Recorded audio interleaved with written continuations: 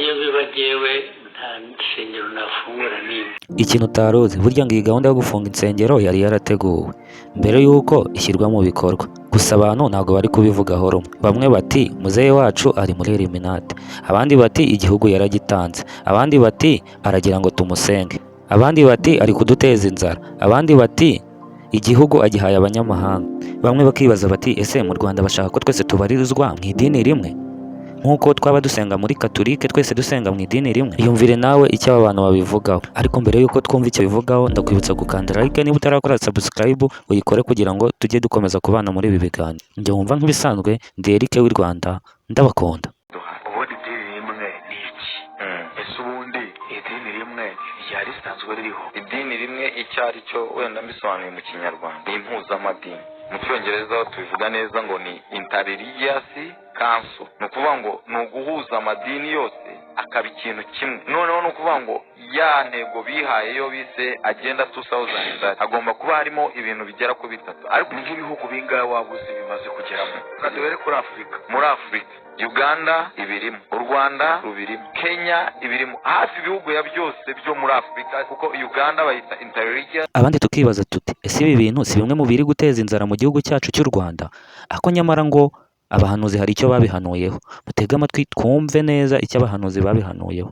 Ntimwibagirwe gusiga comment. Tumijeho abantu nkababwira ko inzara ije bakabisuzugura bakanga kubyumva. Nzara murabona? Ntabwo murabona inzara ntayihari. Abantu mwiribwa murira mu Rwanda inzara hari ntayihari. Imbere irahari aho. Mana namwe ngo nimbabwire mbwira abantu ngo iyi mvura muri kubona iri kugwa ni amahirwe akomeye Imana iri kubaho. Nkundira nkubaze, ese wowe urebye ubu buhanuzi bwahanuwe ugakurikiza nuko ibiciro ku isoko byazamutse, aho ni bwa ubu buhanuzi bahanuye buri gusohora? Tega amatwi neza wumve ibi bintu kandi ushyire mu gaciro.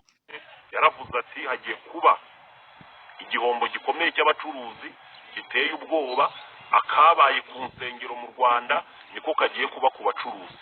Ati icya kabiri avuga ati Rwanda Revenue igiye gukuba imisoro inshuro nyinshi ku buryo abantu benshi bazasesa amasezerano bari bafitanye na leta. Ayo masezerano ubwo nyine ni za tini namba bakajya kuzisibisha. Bugiye ugize tini namba nta masezerano nyine ubugiranye na leta yo kwinjiza umusoro. Ati ikindi ati ama etajeri n'amakontwara azahirima, ati abantu benshi bahagarika ubucuruzi. Ati Imana yambwiye ko urwaziye amadini noneho rwimukiye mu bacuruzi. Ese koko ibyo uno mugabo yavuze nibyo? Reka twimukire Nyabugogo turebe ibyabaye ku bacuruzi mu masaha makeya yashize. Bamwe mu bacuruzi mu marira menshi bavuga ko iki ari igihombo gikomeye ngo kuko basangaga ibisabwa byose birimo umusoro, ubukode bw'amafaranga 300,000 yahabwaga rwiyemezamirimo wagiranye amasezerano n'umujyi wa Kigali, ngo none bakaba batashye bahetse amaboko yemwe badafite naho bari bwerekeze. Bacuruzaga ibiribwa ibijyanye n'imigati n'amayawurute. Biradutunguye cyane kuko batubwiye ejo nko mu masaa 4 yuko tugomba kwinjiza ibintu kubera urwego rw'isuku, ariko ntabwo twari dusanzwe tubizi. Noneho bari batubwiye ko zarenda kuvugururwa nibwo twari twiteguye. Ubwo rero ejo baratubwiye bati hari urwego rw'isuku binjiza ibintu, turi guca akajagari, turi gukora amasuku mu mujyi wa Kigali.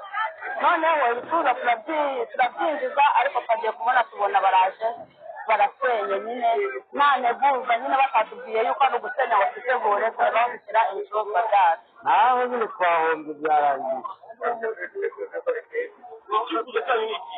Uko badufasha bakatwerekeza ahantu hemewe tukamenya ufite ubushobozi utarabugira, bakabasha kumugeragereza ku buryo yabasha kugira aho akorera nk'uko yari asanzwe akora. Twakoraga imisoro y'igihembwe. Nyamara burya ngo ni ugusenga ngo kuko ano mezi 3 asoza umwaka ngo ntiyoroshye. Iyumvire neza aka kantu icyo babivuzeho. Aya mezi abiri ari imbere, ukwa 11 ukwa 12. Yego Imana iraje, Yesu araje. Nimusenge muhinduke muve mu byaha. Naho ubundi nk'uko nabibabwiye mu gihe cyashize, ndi kuvuga ibingibi abantu bakagira ngo ni imikino. yego Ariko nta mikino ihari.